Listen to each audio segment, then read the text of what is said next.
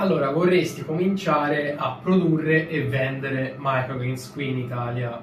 Magari già visto degli altri video, probabilmente in lingua inglese perché in italiano credo che si trovi poco, e in questi video si parla di quanto sia facile, di quanto i costi iniziali siano bassissimi, soprattutto rispetto a un'azienda agricola tradizionale, quindi trattori, terreni, eccetera, eccetera, e hai anche visto che l'impegno giornaliero di lavoro o settimanale, quello che è minimo. Se hai visto questi video e vorresti cominciare, questo video di oggi è per te. Se rimani fino alla fine del video, alla fine ti dirò la cosa più importante, la cosa imprescindibile, che se non c'è quella condizione tutto il resto non conta.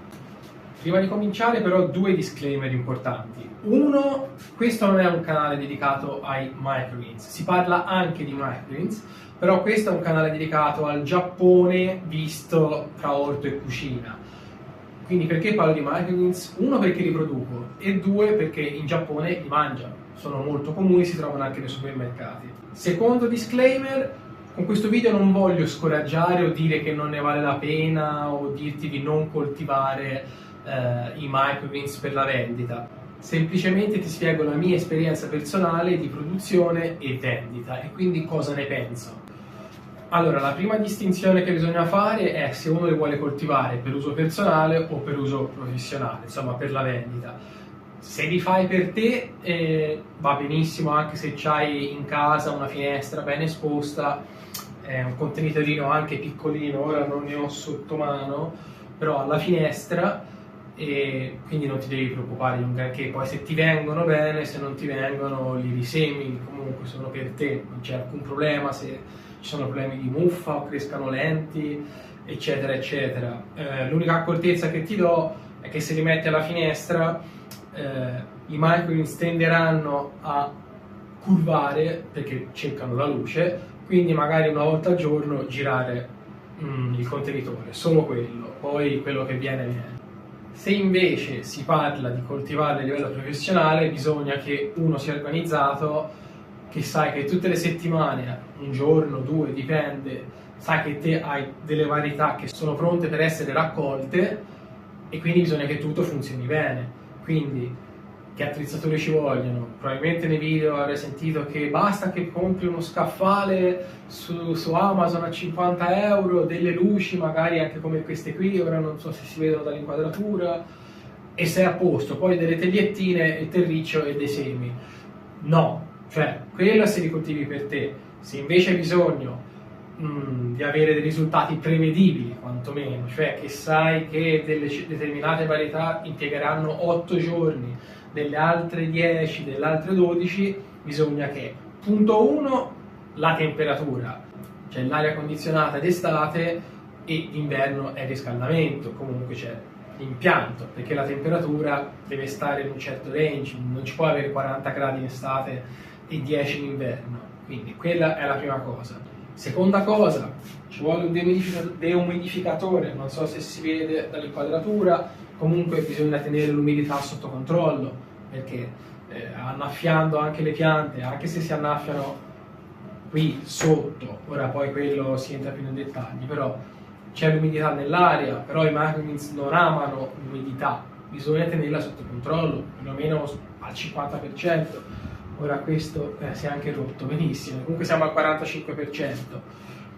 Quindi aria condizionata, temperatura, umidità, poi ventilatori, c'è chi li attacca sugli scaffali per ogni ripiano, quelli piccolini anche dei computer, o chi come me ha un ventilatore per far circolare l'aria, anche quello importantissimo per evitare le muffe, per tutta una serie di motivi, per il benessere delle piante, ci vuole la circolazione dell'aria.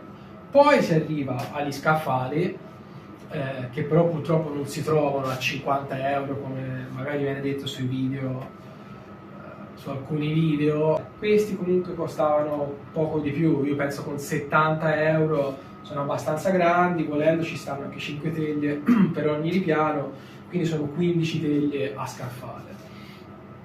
Poi ci vogliono chiaramente delle luci, chi ne usa una per ogni scaffale, chi ne usa due, io ne uso due, sono luci che non costano moltissimo, però ci vogliono. Poi ovviamente ci vorranno le teglie. Ora queste sono le teglie un po' più grandi, le chiamano 10-20 gli americani, che sono in pollici, comunque sono circa 25 cm per 50 mi sembra. Queste sono quelle un po' più grandi, e poi ci sono anche queste, le 10-10 come le chiamano, che sono circa la metà. Poi che altro? Ovviamente un terriccio adatto a queste coltivazioni, dei semi che devono essere di ottima qualità, quindi certificati biologici, controllati da tutta una serie di malattie che potrebbero esserci, quindi insomma semi di una certa qualità. E poi altre cose varie, bilance, altri scaffali. Poi qui si arriva a un bivio: come li vogliamo vendere questi microgreens? Nella vaschetta, quindi vivi, oppure tagliati? Se sono tagliati ci vorranno dei contenitori adatti. Se li vendiamo vivi c'è da capire come li trasportiamo queste vaschette vive, e lo stesso vale anche se li tagliamo. Il trasporto lo facciamo personalmente o ci affidiamo a dei corrieri? Se ci affidiamo a dei corrieri bisogna assicurarci che però comunque la catena del freddo venga rispettata, se li vogliamo spedire i nostri prodotti lontano, diciamo. Altrimenti ci dobbiamo organizzare per conto nostro, con un trasporto con delle borse frigo. Poi quindi pensato a tutta l'attrezzatura di base che ci potrebbe servire, quindi non basta lo scaffale e la lucina. Pensato a tutte queste cose ci vuole il posto in cui farle. Ora noi siamo abituati a vedere video degli americani che ti dicono che puoi cominciare a farlo in una stanzina o nel garage o nel seminterrato che hanno in tutte le case, però qui non si può. Ora, premesso che non entro nel dettaglio perché poi cambia da comune a comune, però a livello di ASL, permessi, c'è da vedere tutta una serie di cose, non è così semplice come vediamo che all'estero, qui purtroppo è tutto più complicato, quindi a quello vi rimando al vostro comune, anche se vi dico già che la legislazione non è chiara, mancano, non siamo ancora così avanti in questo senso in Italia, per quello che so io, per quello che mi riguarda, per il mio comune.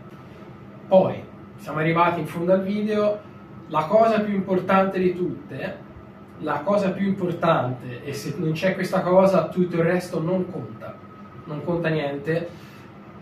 Bisogna che tu faccia un'analisi di mercato, che tu capisca se poi tutte queste cose c'è chi te li compra, ristoranti o privati, non so chi tu voglia vendere. In entrambi i casi ti devi assicurare di questo, perché se no ti puoi fare i microgreens più belli del mondo, come questa acetosa qui, più belli e più buoni, puoi avere i prezzi più competitivi che ti pare, però se poi non te li comprano non hanno valore. E se te li comprano, poi con quei soldi riesci a coprire le spese? Riesci a fare un utile? Considera anche che sì, è vero che il tempo che ci impieghiamo per coltivare queste cose è minore magari ad un'azienda agricola tradizionale con i campi, qualunque sia il sistema di coltivazione che si sceglie, però qui ci devi venire tutti i giorni, non ci saranno giorni liberi, anche solamente a dare l'acqua o a dare un controllo veloce, a meno che tu non abbia sistemi automatici, idroponica, eccetera, eccetera, però lì i costi iniziali lievitano molto. Se come me devi dare l'acqua a mano, magari o sopra o sotto, dipende dalla fase, dal tipo, comunque bisogna che tu venga tutti i giorni, quindi poi valuta bene anche te se lavorare tutti i giorni, se poi però hai un ritorno economico. Quindi per avere il ritorno economico ci devi avere clienti. Piccola parentesi finale, come li vendono questi in Giappone? Non li vendono tagliati come si vede magari anche in America o nelle vaschettine, cioè sì, li vendono nelle vaschettine però al supermercato, quindi sono vaschettine quadrate tipo di plastica, poi ricoperte in plastica, e sono di uso comune nelle case giapponesi. Hanno diverse varietà, forse la più comune è il kaiware, che sarebbe il daikon. Ce l'ho anche qui, ma l'ho appena messo sotto la luce, quindi ancora non si vede.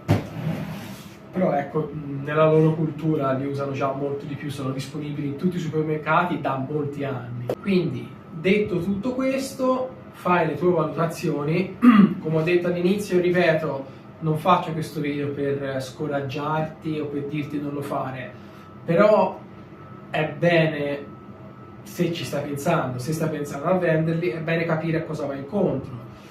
Poi dipende da dove sei, il contesto è tutto, si sa, però non pensare, come ti dice qualche furbo, permettimi il termine americano, ma stanno arrivando anche qui in Italia, che con 200 euro cominci il business e guadagni, non ricavi 500 euro, 1000 euro a settimana.